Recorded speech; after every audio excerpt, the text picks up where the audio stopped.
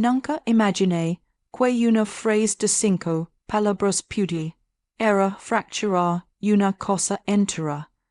Siempre había credo que las cosas pequeñas duelen menos, que los ofensas grandes tardan más en llegar. Pero me equivoqué. Hay palabras que son pequeñas como piedras, y cuando te golpean la frente, sangras igual. Esa noche la mesa estaba puesta como todas las noches.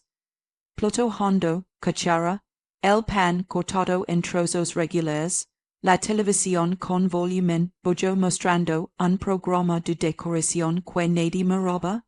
Hace 3 años que mi marido volvía tarde del trabajo, y cenábamos como compañeros de cuarto, que ya no sabían reír juntos. Sin embargo, yo había intentado por orgullo, por costumbre conservar esa normalidad, poner la mesa, preparar al menos una cosa que sé que a mi hija le gusta, una sopa simple, un arroz que no tuviera demasiadas especias.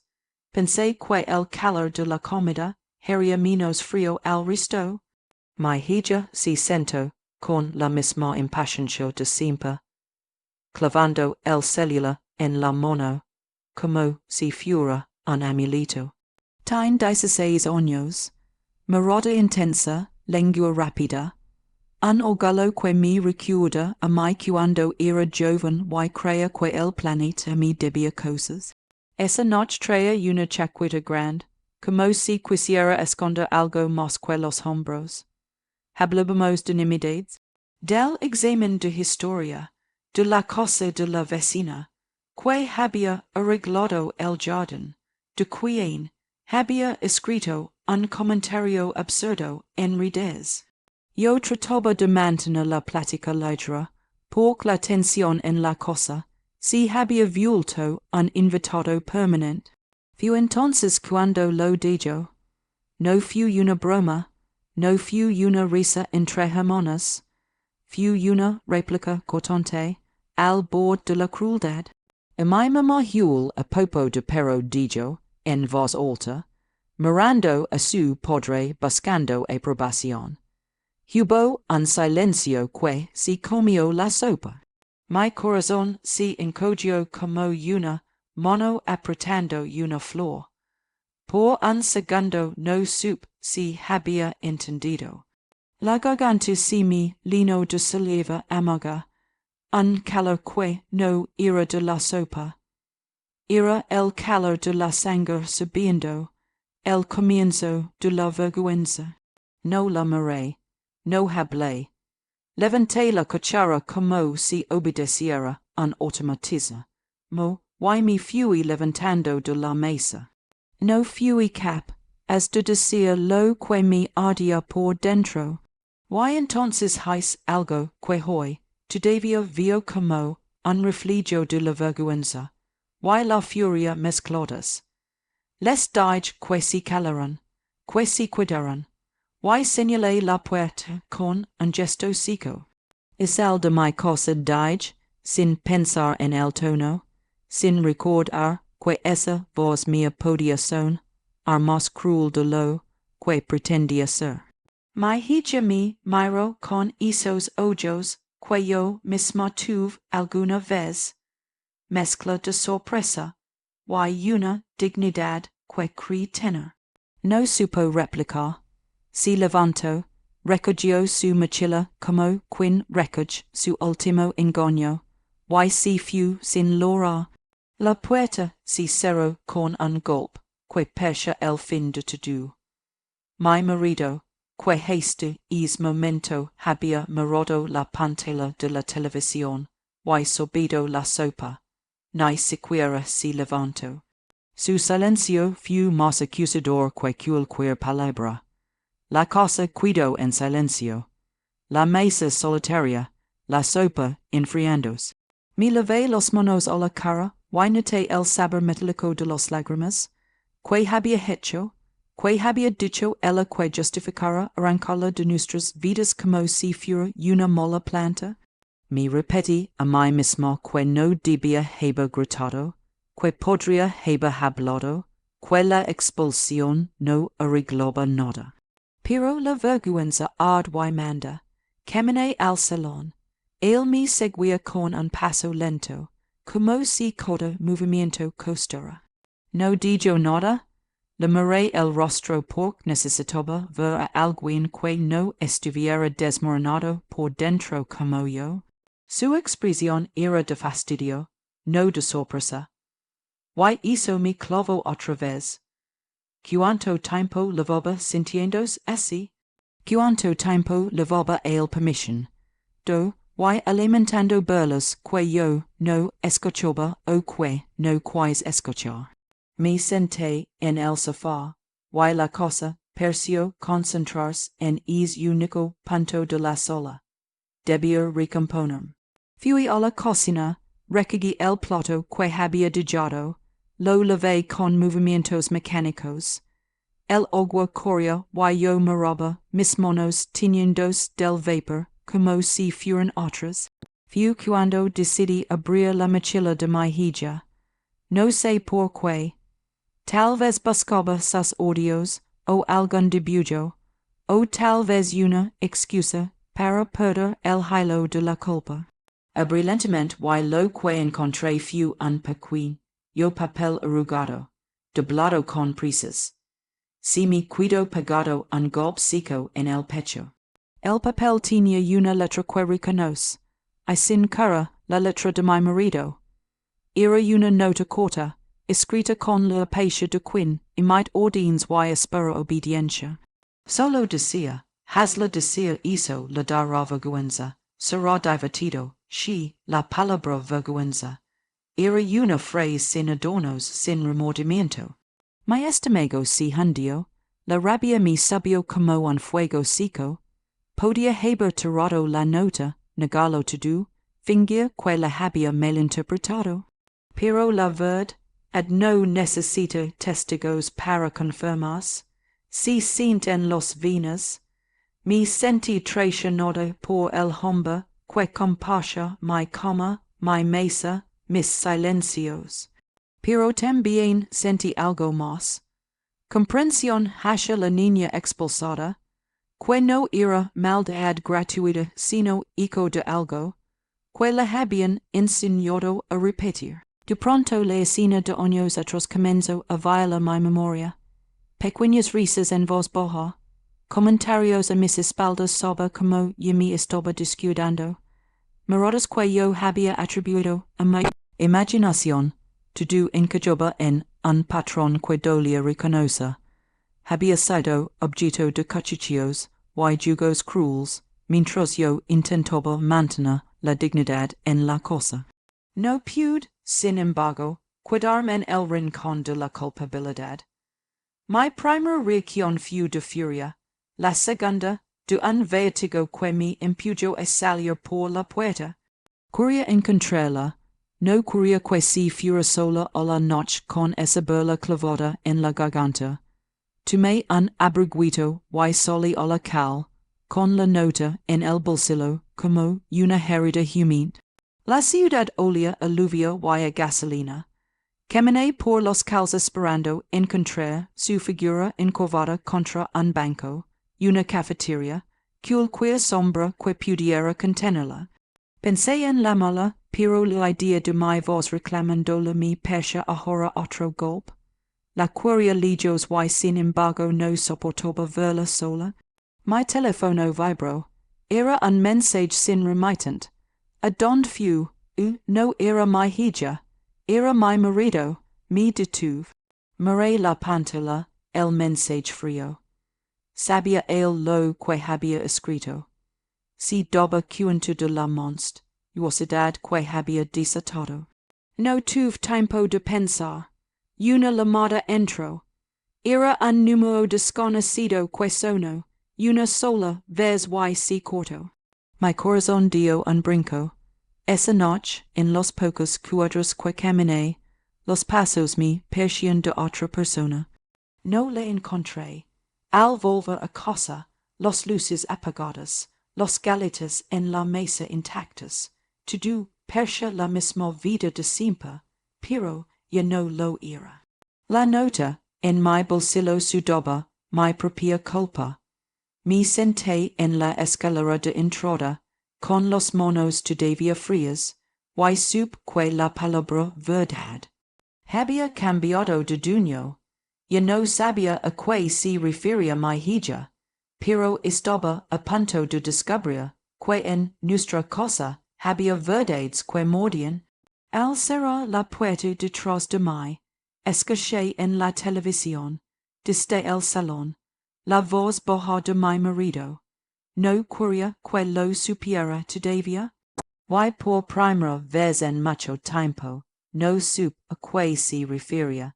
Dormí poco esa noche, o mejor dicho, no dormí nada. Cada vez que cerraba los ojos, veía su rostro el de mi hija mirándome sin lágrimas, solo con esa mezcla de rabia y desconcierto que te parte el alma. En la oscuridad, el papel que había encontrado en su mochila parecía latir dentro del cajón como un corazón ajeno. Lo había leído 1000 veces, buscando una explicación que lo hiciera era menos cruel, menos real. Pero la frase seguía ahí fría, escrita por el mismo hombre que dormía a mi lado. No encendí la luz. Solo me quedé mirando su espalda, su respiración lenta, el mismo ritmo de siempre. ¿Cómo podía dormir tan tranquilo después de todo? ¿Qué clase de diversión era humillada o la mucha con la que compartes la vida? Me levanté al amanecer, incapaz de seguir fingiendo. Preparé café, pero no pude beberlo. El sabor me recordaba la amargura que yo tenía en la boca. A las 7 el teléfono sonó. Era el número de mi hermana. Todo bien, preguntó con su tono de costumbre. No supe qué responder. ¿Por qué lo dices? Porque Laura vino a mi casa anoche dijo. Estaba temblando, sin abrigo, llorando. Me dijo que la habías echado. Sentí que el suelo me trayaba. Está bien. Sí, pero no quiso quedarse. Me pidió dinero y se fue. Dijo que iba a donde alguien que sí le entendiera. No pregunté más. Él si me hizo espeso. ¿Dónde podía estar una chica de 16 años a esas horas? Con un corazón roto, y una madre que la había echado. La culpa me apretó el pecho como un puño invisible. Mientras colgaba, escuché la puerta del dormitorio abrirse. Era él, mi marido apareció con el mismo gesto de siempre.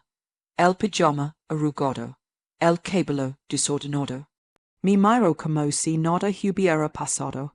¿Dónde está Laura? Preguntó sirviéndose café. No lo sé, bueno si comerá. Ya volverá. Esa frialdad me dio náusea. No pude contener más. ¿Por qué escribiste esa nota? Pregunté, poniéndola sobre la mesa. Por primera vez en mucho tiempo, su rostro cambió. ¿Y qué nota? Dijo, fingiendo sorpresa. No te atrevas, susurré. No te atrevas a mentirme. La leo sin tocarla. Se quedó en silencio unos segundos, y luego se encogió de hombros. Era solo una broma. Una broma. Esa que tu hija se burla de mi frente a ti es una broma. No te lo tomes así. Estás muy sensible últimamente. Estás muy sensible. Esas 3 palabras me atravesaron como cuchillas. Siempre que me había cuidado de algo, él decía lo mismo. Cuando olvidaba mis pastillas, cuando me sentía cansada, cuando lo roba sin motivos, siempre lo mismo. Estás sensible, pero ahora lo entendía. No era sensibilidad, era el comienzo de la verdad, que no quería enfrentar. Me quedé mirándolo con una mezcla de odio y miedo. ¿Tú le dijiste a Laura que yo olía mal? Pregunté, con la voz apenas audible. No exactamente, solo dije que últimamente te descuidas, que a veces bueno, Jules raro. senti que el olma, si mi quea al sulo. No sabia si lora o grita, no era mentira del todo, había dias en que el ola me atormentaba, no importaba cuantas veces me duchara, ni cuantas colonias usara. Había algo que salía de mi cuerpo, algo que no podía controlar, pero yo sabía la cosa. Lo sabía desde hace meses, y había guardado silencio. No quería preocuparlos, no quería ser una carga. Mi secreto tenía nombre médico, pero me daba vergüenza pronunciarlo, incontinencia. Había empezado poco a poco, después de un tratamiento por una infección renal. El médico me había dicho que podía empeorar con el tiempo, pero yo, orgullosa, me calé. Preferí fingir que todo estaba bien. Lavaba mi ropa apart, usaba perfumes fuertes, limpiaba la casa cada noche para que nadie notara nada. Pero alguien lo notó, y en vez de hablar conmigo, decidieron convertirlo en un chiste. No dije nada más. Él siguió deseando, como si no hubiera herido a nadie. Yo me encerré en el baño y me miré al espejo. Tenía ojos profundos, la piel cansada, los ojos rojos. Cuando dejé de ser yo, me pregunté, pasaron las horas sin noticias de Laura. Llamé a su teléfono 1, 2, 20 veces. Nada. Fui a su escuela, a casa de sus amigas. Nadie la había visto. Cada minuto que pasaba era una punzada de culpa. Al atardecer, mi hermana volvió a llamar. Encontraron su chaqueta en el parque, me dijo. Pero a ella no. Sentí que me quedaba sin air. ¿Qué parque? Pregunté con voz temblorosa. El de los sauces, el que está cerca del río. No esperemos. Tomé los leaves y salí corriendo. El cielo estaba gris, amenazando lluvia. Cuando llegué, el viento arrastraba hojas húmedas por el suelo. Había dos policías conversando cerca del banco. Han visto a una chica de cabello castaño de 16 años. Pregunté casi sin respirar. Uno de ellos asintió.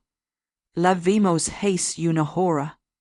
Estaba con una mujer mía. Si fueron juntas en un taxi, dijo a don Ivan, solo que iba a ver a alguien que decía la verdad. Esa frase me dijo helada, ver a alguien que decía la verdad. A quien se refería. Esa noche, cuando regresé a casa, él no estaba. Su teléfono tampoco respondía. Me senté en la mesa baja, con la nota aún arrugada en la mano, y supe que algo mucho más oscuro se escondía detrás de todo esto. No era solo una burla, no era solo una hija confundida. Había algo más que él me ocultaba. Cerca de la medianoche, escuché el sonido de un auto afuera. Corrí hacia la ventana. Era él, bajando del coche con la misma calma de siempre, pero esta vez acompañado por alguien. Cuando abrió la puerta, lo Roman 6, Laura, lavaba los ojos hinchados de Laura, pero su expresión no era de arrepentimiento, sino de desafío. Mamá tenemos que hablar dijo, mirando directo, sin miedo. Él cerró la puerta con cuidado. No empieces de nuevo, me dijo a mí. Escuchala, Laura se sentó frente a mí cruzando los brazos. Ya sé todo dijo, sé por qué te enojas tanto, y sé lo que papá hizo. Mi corazón se detuvo, que sabes, sé que tú no eres la que hizo mal, es la casa, es lo que él guarda aquí. Miré a mi marido, su rostro se tensó. No digas tonterías, murmuró, pero su voz ya no tenía la misma seguridad. Lo encontré, mamá continuó ella. Fui al tola, al sótano. Él tiene coches con cosas viejas, y una de ellas, su vos sequebro. Una de ellas hul igual que tu, mi levanté lentamente.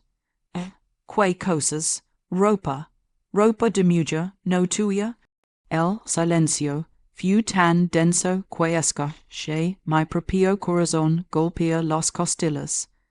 Él se puso de pie, alterado. Basta, Laura, no sabes de que hablas, pero si lo sabía, y yo también. Porque en ese momento recordé de algo que había enterrado hace mucho. Una llamada anónima que recibí hay meses atrás. Una voz femenina que me dijo: tu esposo guarda recuerdos que no te pertenecen. La miré a los ojos a mi hija, y supe que la verdad acababa de abrir una puerta que no podríamos volver a cerrar. Nunca olvidar el instante en que mi hija pronunció esas palabras, ropa de mujer, no tuya. Sentí que el tiempo se detuvo. Los pies parecían encogerse, y el aire se volvió más pesado, más espeso.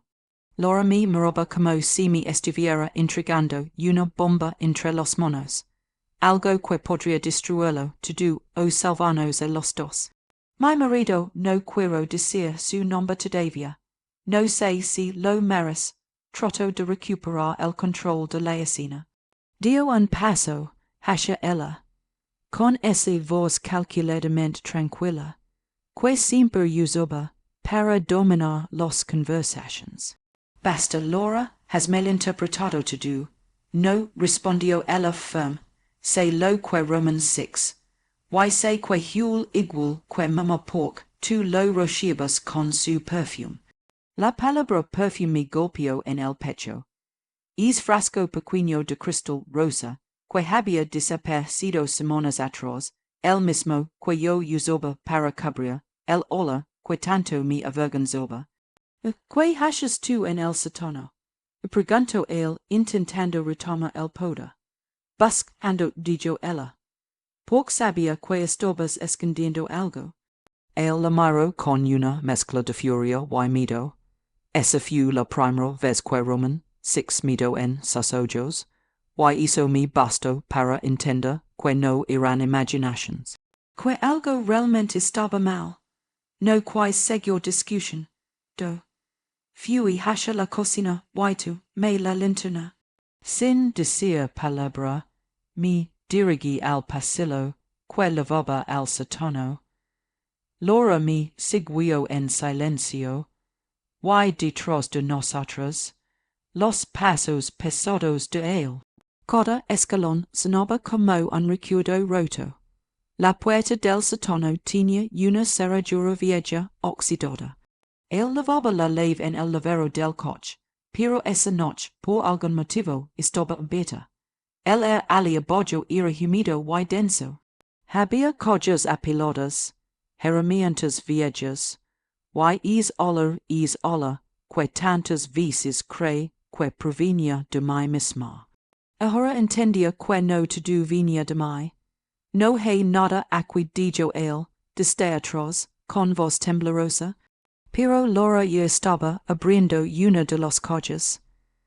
Dentro había ropa femenina, una cuidadosamente doblada, vestidos, blusas, pañuelos y cada prenda tenía una etiqueta con nombres escritos a mano.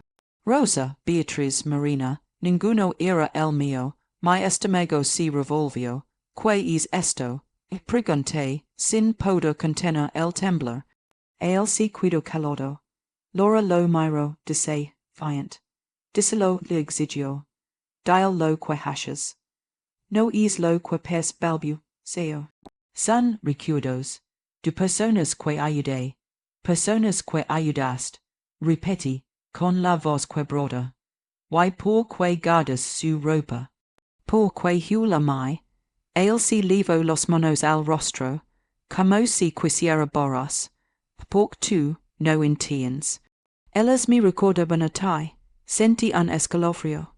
Laura se apartó unos pasos horrorizada. ¿Qué hiciste con ellas? Preguntó. Él levantó la mirada. Nada. solo habloba con ellas, los escuchaba. Eran mujeres que venían al tola a pedir trabajo o ayuda, y hizo una pausa. Yo solo quería sentirme importante otra vez, pero no sonaba sincero, había algo más, lo sentía en el air, en el tono de su voz, en la forma en que evitaba mirarme directamente. Why por que usabas mi perfume? Insistí. No respondió. Me acerqué a una de las prendas, una blusa de color beige con una mancha seca, antigua. Olía a humedad, pero también a algo más, a mentira. Laura salió corriendo escaleras arriba, no soportó más. Yo me quedé quieta frente a él, sosteniendo esa blusa entre los dedos. ¿Cuántas mentiras más me vas a ocultar? Asusaré, él me miró, y por primera vez Roman 6 lágrimas en sus ojos. No lo entenderías dicho. Era la única forma de sentir que todavía podía cuidar a alguien. Tú ya no me mirabas igual. La rabia me quemó los entrañas. Cuidar a alguien, guardando su ropa. Hashan do que tu hija se burl de mí. Jugando con mis inseguridades, yo solo comenzo a decir, pero lo interrumpí. Tú solo destruiste esta familia. Salí del sótano sin mirar atrás. Laura estaba en el jardín, lorando bajo la lluvia. Corrí hacia ella y la abracé. Por primera vez en mucho tiempo, me abrazo de vuelta. Perdóname, hija susurré. No sabía todo esto. Yo tampoco, dijo ella, pero ya no quiero quedarme aquí. Esa frase me dolió más que cualquier insulto. Porque en ese momento entendí que ya habíamos perdido más que la confianza. Habíamos perdido la paz del hogar. Esa noche dormimos los dos en el cuarto de invitados. Él no sabía. Se quedó abajo en el sótano, como un fantasma que no sabe a dónde. Escuchaba sus pasos hasta muy tarde. A veces creí verlo hablar solo. Yo solo podía pensar en cómo había permitido que mi vida se convirtiera en eso. Una sucesión de silencios, de secretos y de vergüenzas que yo mismo alimenté por miedo. A la mañana siguiente, Laura me despertó con una taza de té. Mamá dijo en voz baja, hey, algo más. ¿Qué pasa? Antes de que me fueras a buscar, alguien me habló en el parque. Una mujer. ¿Qué mujer? Dijo que conoce a papá, que él le había prometido trabajo, pero que nunca cumplió, que ella también le dijo ropa, porque le dijo que si la iba a llevar a una fundación. Mi cuerpo se paralizó. ¿Y qué más dijo? Que cuando quiso recuperarla, él la amenazó con lama o la paliza si volvía. El té se me derramó entre las manos. Te dijo su nombre, si loma marina, como en una de las etiquetas. El corazón me lacia confusa. No sabía si creerlo, si podía soportar otra verdad. ¿Dónde la pudo encontrar? Pregunté, me dio su dirección, dijo Laura, extendiéndome un papel arrugado. Vive cerca del río. Lo guardé sin decir palabra. Esa tarde, mientras mi marido fingía leer el periódico, yo me vestí, tomé el papel y salí de casa. Tenía miedo, pero más miedo me daba seguir sin saber. La casa de Marina estaba en un edificio antiguo, con paredes descascaradas y un olor a humedad que me recordó el sótano. Toqué la puerta 3 veces y una mujer de unos 40 años abrió. Tenía el cabello recogido y los ojos cansados pero amables. Marina, pregunté, la señora es la esposa de él, respondí, casi sin voz. Ella me miró largo rato, con una mezcla de compasión y culpa. es sabia que algun dia vendria, dijo finalmente, pace, por favor, entre, el lugar estaba ordenado, con aroma a jabón. En una mesa había fotografías, y en una de ellas mi esposo, con su sonrisa falsa, la misma que usaba en casa. Que le promptio, le pregunté, Marina Bojo la maroda, mi promptio un trabajo, y también mi promptio que digeria a su esposa. Sentí que el solo si mi movía, nunca cumplió nada continuó ella, solo mi uso, y cuando quis recuperó mi ropa, mi dijo que ya era, parte de sus recuerdos. Mis manos temblaban, no habíamos dudas. Mi esposo no solo me había humillado, también me había traicionado con cada prenda guardada, con cada mentira, con cada perfume robado. Salí de aquella cosa sin atroz, en la cual el me golpeó confusa. Por primera vez en meses lo haré sin vergüenza, no por él, ni por la traición, sino por mí. Por todo lo que había calado, por todo lo que permití, por todo lo que no me atreví a ver.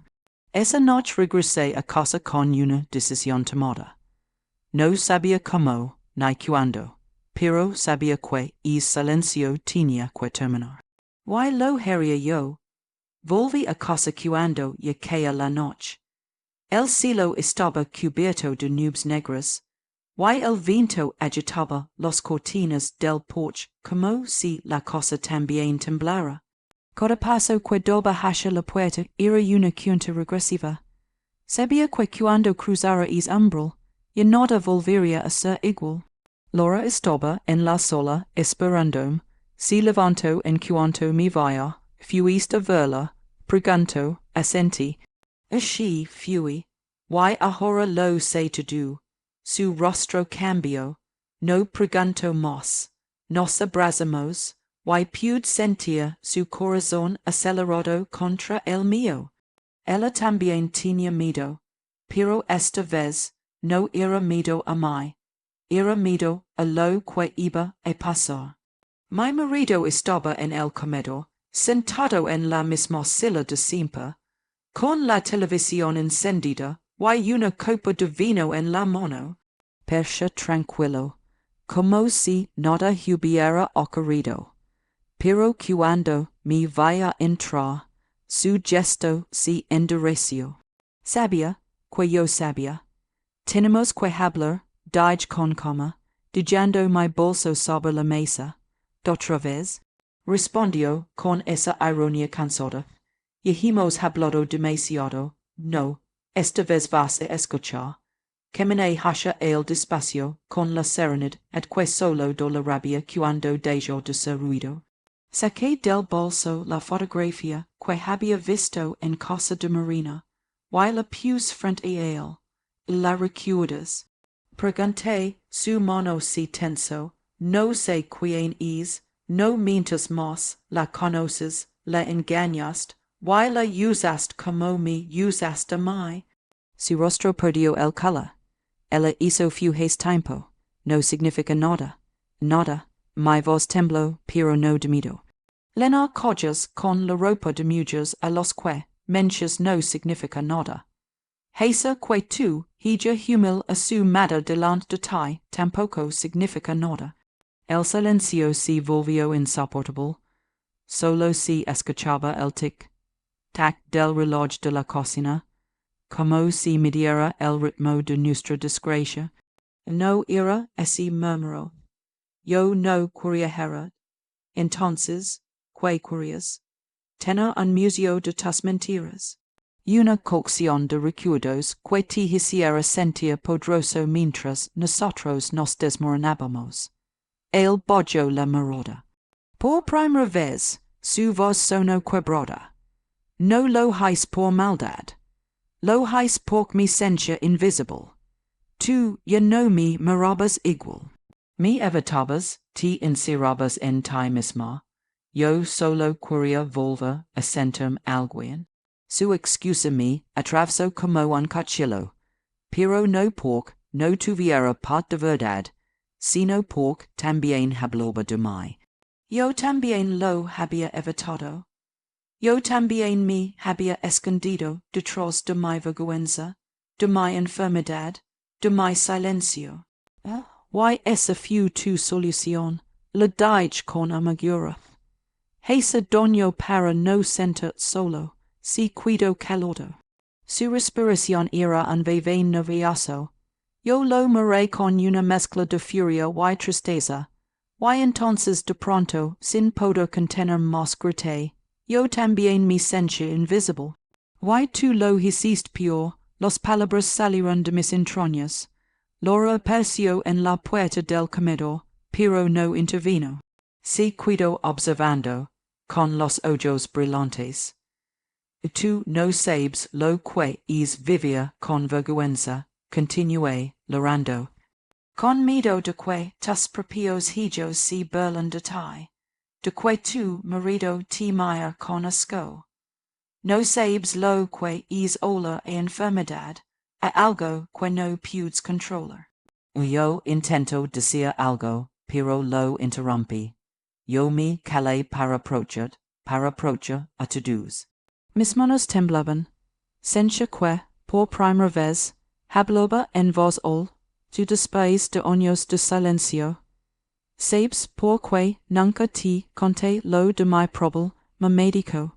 La dije, porque me daba miedo que hicieras justo esto, convertirlo en motivo de vergüenza. Y lo hiciste, sin saberlo, pero lo hiciste. Él se quedó mudo. Sus ojos se llenaron de lágrimas. No sabía, no quisiste saber. Por un momento, todo fue silencio. Laura dio un paso adelante.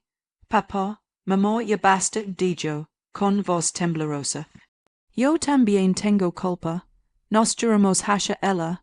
Yo repetí lo que tú dijiste, papá. Pero también lo hice porque me sentía sola. Porque ustedes ya no hablaban, ya no se miraban, ya no se querían. Yo solo quería que me vieran. Su confusión fue como un espejo. Ahí estábamos los tres, rotos, cargando culpas que nos habían ido separando una y una. Me acerqué a ella y la abracé con fuerza. No fue tu culpa, mi amor susurré. Somos nosotros los que fallamos. Mi marido se levantó despacio. Su voz era un hilo de air. Yo no merezco perdón. Tal vez no dije, pero merecimos terminar con la mentira. Fui al sótano una última vez. Laura me acompañó. Tomamos los coches, una por una, y los sacamos al jardín. Cada prenda era una herida, cada perfume una historia muerta. ¿Qué vas a hacer con ellas? Y preguntó mi hija. Como les respondí, y dije que el olor se veía con el viento. Encendí un fósforo. Los lomas se elevaron, iluminando la noche. Mi marido observaba desde la puerta, en silencio. Por un momento, sus ojos percibían los de un hombre arrepentido. Pero el arrepentimiento llega, tarde cuando la confianza ya se ha ido. Cuando todo terminó, el jardín quedó cubierto de ceniza. El humo olía a algo familiar pero distinto. Al final, Laura se acercó y tomó mi mano. ¿Y ahora qué hacemos? Preguntó. Empezar de nuevo respondí. Pero esta vez, sin secretos, entramos a la casa. Él seguía ahí de pie, sin hablar. Antes de subir los escaleras, me giré hacia él. Te perdono, dije, pero no por ti, por mí, porque yo no quiero vivir con odio. No respondió, solo asintió, con lágrimas cayendo por su rostro. Esa noche dormí junto a mi hija. No lloré. Por primera vez en mucho tiempo sentí paz. No porque todo estuviera bien, sino porque al fin había terminado. A la mañana siguiente, cuando despertamos, él ya no estaba. Dijo una nota en la mesa del comedor. No merezco quedarme. Cuida dolorosa. Gracias por perdonarme, aunque no lo merezco. No lo haré. Solo respiré hondo. La cosa estaba en silencio, pero esta vez no era un silencio dormido, sino de descanso. Pasaron los días, Laura volvió a sonreír, yo seguí con mis tratamientos, esta vez sin escándalos. Aprendí a hablar, a pedir ayuda, a no sentir vergüenza por ser humana. A veces, cuando el viento sopla desde el jardín, un puedo oler un rastro de ceniza y perfume, pero ya no duele. Porque es oler no es de vergüenza, sino de libertad.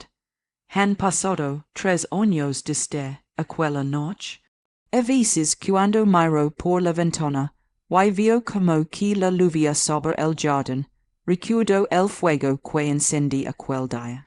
El fuego que no solo quemó los coches, sino también todo lo que me ataba a un pasado de silencio y vergüenza. Mi vida cambió, no fue de un día para otro, fue un proceso lento, lleno de recaídas, lágrimas y pequeñas victorias. Laura y yo seguimos viviendo en la misma casa, aunque la hemos transformado. Pintamos las paredes, abrimos las cortinas, dejamos que entrara la luz. El aire no huele miedo, huele vida. A veces, cuando cocinamos juntas, recordamos entre risas aquel viejo comedor, donde una frase cambió nuestras vidas.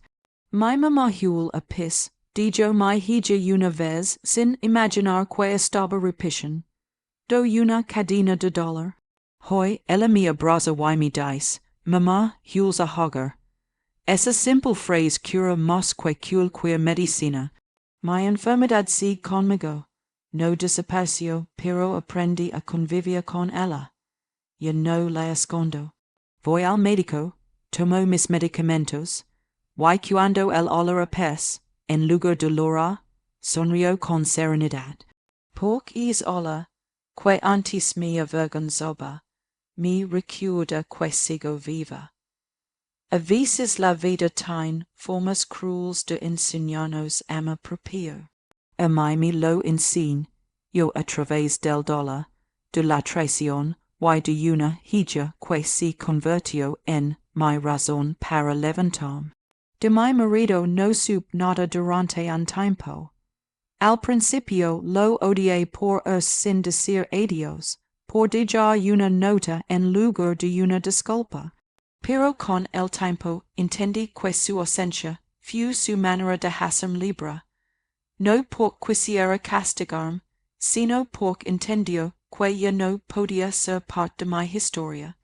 Un año después recibí una carta. Venía desde otra ciudad, era suya. Sé que no merezco una segunda oportunidad. He ido a terapia, y cada día enfrento los monstruos que yo mismo creé. Solo quiero que sepas que te admiro.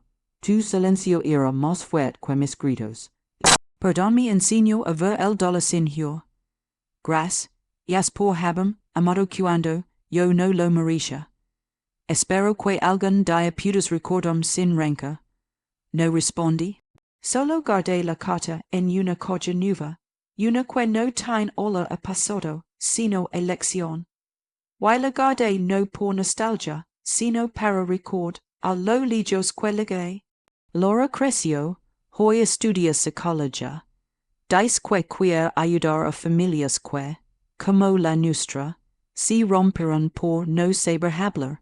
A veces la veo estudiar en la mesa del comedor, rodada de apuntes, y siento orgullo, no por lo que ha logrado, sino por la mujer en la que se ha convertido, fuerte, empática, y llena de luz. Y una tarde, mientras preparábamos café, me dijo algo que me hizo llorar. Mamá, aquel día que me echaste caso, fue el peor día de mi vida. pero también fu el comienzo de todo lo que hoy somos, la abracé.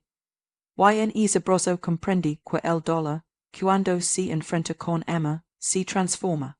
El pasado ya no me persigue.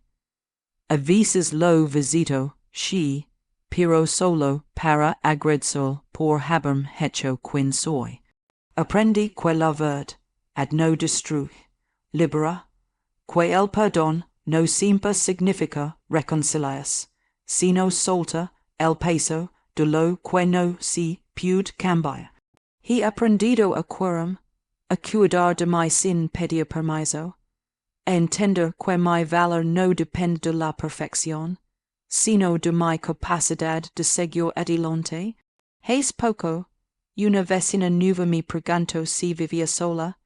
Le sonreí y respondí, no, vivo conmigo misma, y eso me basta.